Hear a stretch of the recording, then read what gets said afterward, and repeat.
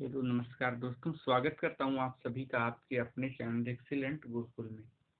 आज हम पढ़ने वाले हैं हिंदी में रस, जो कक्षा 10 के लिए बहुत ही इम्पोर्टेंट है।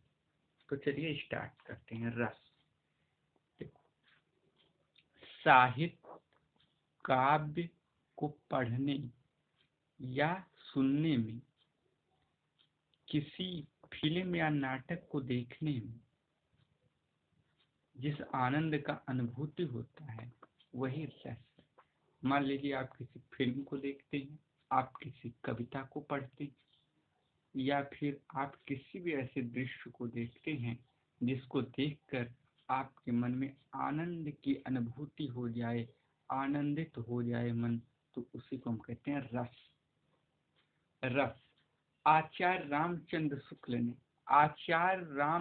शुक्ल ने रसों को काव्य की आत्मा कहा है। इसको आप याद रखेंगे कि आचार्य रामचंद्र शुक्ल ने काव्य को रस की आत्मा कहा है। अब रस कितने प्रकार के होते, तो रस के कितने अंग होते, तो रस के 4 अंग माने जाते हैं।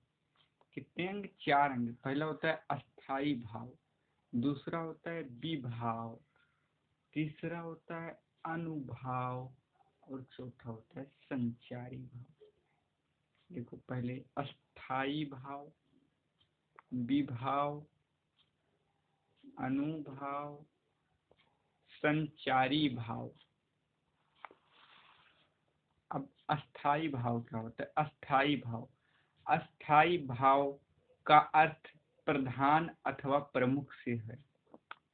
मतलब अस्थाई भाव जो होता है उस सभी भावों में प्रमुख भाव है।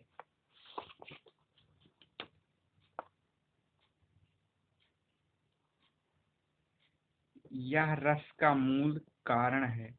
यह जो सभी रस का, जिसको देख के हमारे मन में कोई भावना उत्पन्न हो रही है, अस्थाई भावना उत्पन्न हो रही है, ये वही भाव है, ये रस का मूल कारण होता है। यह भाव मन में बना रहता है। हर एक प्रकार के रस में एक अस्थाई भाव रहता है।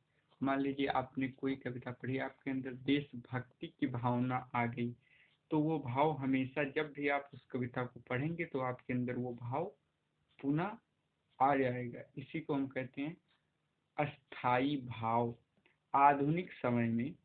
आधुनिक समय में कवियों ने अस्थाई भाव की संख्या 11 मानी है तथा इसी आधार पर रसों की संख्या भी 11 हो गई। अब देखो, रस क्रमांक, रस के प्रकार, अस्थाई भाव। श्रृंगार रस का होता है अस्थाई भाव रति या प्रेम। किसी कविता को पढ़ के अगर आपके मन में रति या प्रेम की भावना उत्पन्न हो जाए तो उसे आप कहेंगे श्रृंगार रस। इसी तरह हास रस किसी कविता या कहानी या नाटक को देख के आपके मन में हंसने का भाव उत्पन्न हो जाए तो उसे कहेंगे हास्य रस। इसी तरह शोक की भावना उत्पन्न हो जाए तो करुण रस कहेंगे। क्रोध की भावना उत्पन्न हो जाए तो रौद्र रस कहेंगे। उत्साह की भावना उत्पन्न हो जाए तो वीर रस कहेंगे। डर या भय की भावना उत्पन्न हो जाए तो भयानक रस कहेंगे।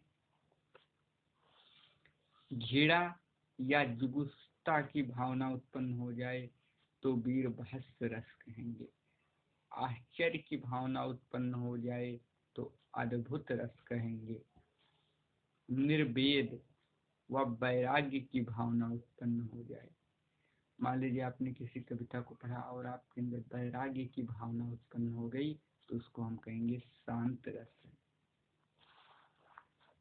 इसी तरह बात्सल रस, मान लीजिए आप किसी शिशु के मन में या किसी कविता को पढ़कर आप देख रहे हैं कोई माँ अपने बच्चे से प्रेम कर रही है, या कोई ऐसा प्रेम कर रही है जो बच्चों जैसे लोगों से किया जाए तो उसको कहेंगे हम बात्सल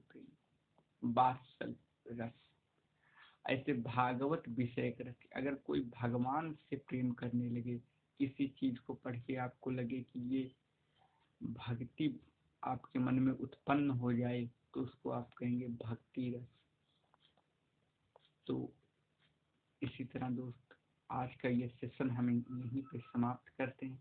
उम्मीद करता हूँ ये सेशन आपको पसंद आया होगा, और आप वीडियो को लाइक करिए और शेयर करिए, ज़्यादा से ज़्यादा शेयर करिए।